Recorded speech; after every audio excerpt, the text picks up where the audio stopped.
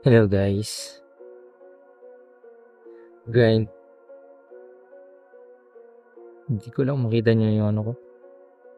Oras ngayon is 12:07 na AM.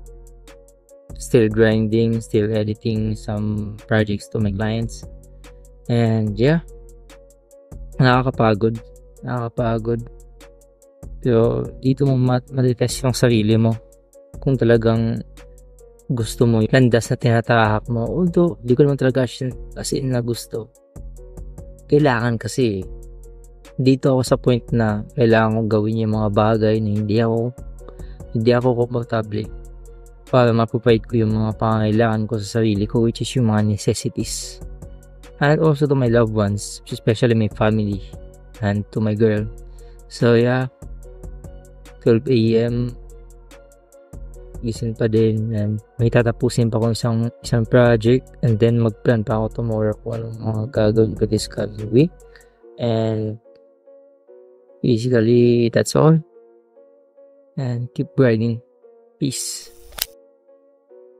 So, yun na nga. Kaka-message lang ng partner ko sa business. And mag-work pa din daw kami kahit Sunday. Kasi may lakad siya ng Monday. So, yung day off namin, kumbaga, sa weekends, ginawa naming Monday. And then, yung Sunday, yung bukas, magtatrabaho kami. Kumbaga, papalitan namin yung araw. Umayag naman yung boses namin. Walang problema. Ganun talaga yung business. You gotta keep it running, sacrifice. Kahit feeling na ayaw mo na, kailangan mo pa din talagang gawin. Sige na. Peace ulit. So, yun na nga. Di ako nag-check ng email ko kanina umaga sa isa kong account. Meron pala akong isang project din sa isa kong client. Mag-aalaw na antok na ako. Akala ko isa lang yung gagawin ko sa kanya. Dalawa pala.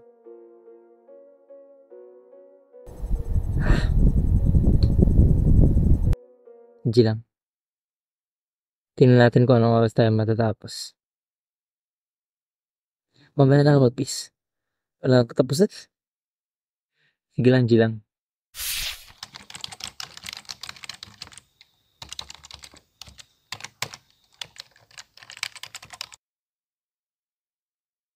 Hello guys, what's up? So, ngayon, update ko lang yung strategy ko sa paano ko i-monetize yung Facebook account ko. So, basically, yung sinabi ko nung nakaraang week is mag-upload ako ng short form videos, pero hindi na siya reels, which is ginawa ko naman, pero 2 araw lang kasi nga hindi maganda yung yung kinalabasan.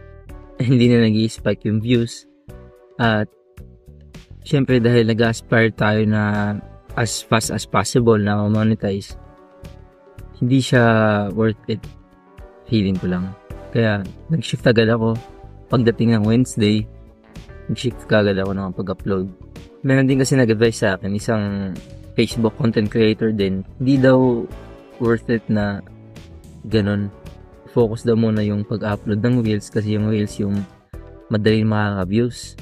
At hopefully dun, syempre, the more percentage of viewers, the more na pwede silang mag-follow sa'yo. Kaya ayun, sayang.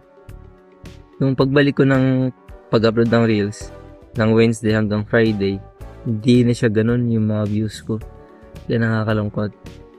Pero ngayong Saturday, hindi na muna ako mag-upload ng long form. Focus muna lahat. Babalik ko muna yung momentum. Sana mabalik yung viewers ko nung nakaraan. So, post muna ako ng reels. And hopefully, babalik. Yun yung update. Ibabalik muna lahat reels pag-upload. And then, let's see how it goes. Peace.